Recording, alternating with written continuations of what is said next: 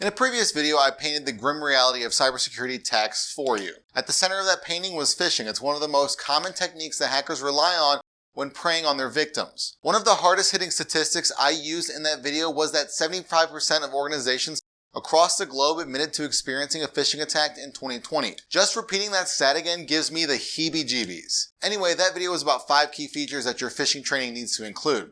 And if you haven't watched it yet, you should, but only after you watch this one though. Now, knowing the key features is great and all, but out of everything in a phishing training program, the content itself is the most important aspect. Hi everyone, I'm Matt from eTactics, and today I'm going to give you 5 essential topics that your phishing training needs to include. Before we get started though, make sure you subscribe to our YouTube channel by clicking the button below.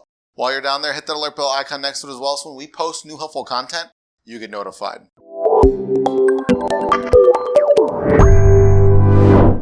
The first topic that your phishing training needs to include is an overview of what it is. I mean, that's obvious, right? Now, as a general term, NIST defines phishing as tricking individuals into disclosing sensitive personal information through deceptive computer-based means. In other words, phishing is a generalized term for a type of cybercriminal activity that's usually on a massive scale. Most of the time, like I just said, the bad actor prepares and plans for phishing attacks on a larger scale. They figure out what they're going to do, make any necessary deceptive copy and/or landing pages, and queue up their attack on an entire workforce or multiple workforces. The second topic your training needs to touch on are types of phishing. Since it's such a big scale, your workforce needs to understand what phishing is, and that can only happen if your training talks about it in an overview standpoint. The second topic your training needs to touch on are the types of phishing themselves.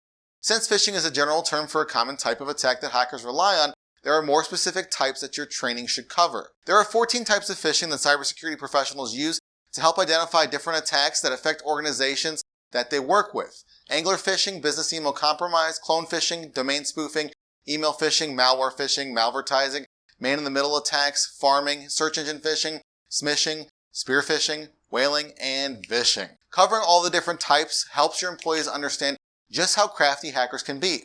Not to mention the fact that it's helpful to know what to look out for from an awareness perspective alone. The third essential topic I have for you is covering real-world examples.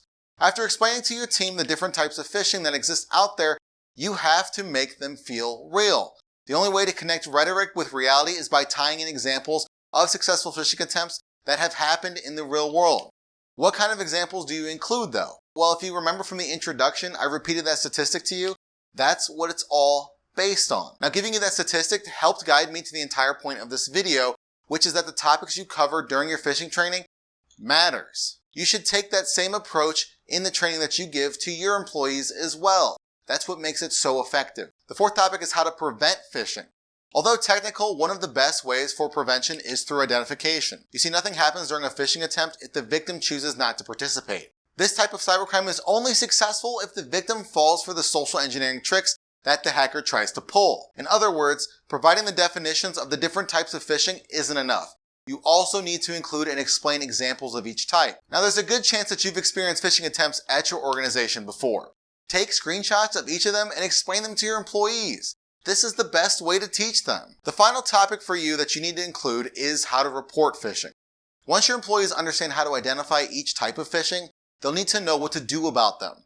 Although it's the easiest route, they probably shouldn't just ignore all the attempts they receive and move on with their day. Since phishing attempts happen on such a large scale, the odds are good that multiple team members receive the same scam campaign. As a result, you need to ensure that everyone's on the same page on the proper course of action if they come across a potential spam campaign. This is the perfect location to throw in your organization's security notification policy if you have one.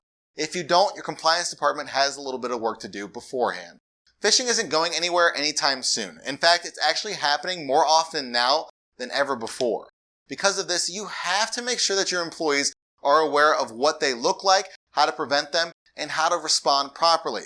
That's why phishing training is so important to your organization. If you'd like to learn more about phishing training, reach out to eTactics. And you already made it this far into the video, so you might as well like it, share it, and comment below. Well, what are you waiting for? Subscribe to our YouTube channel.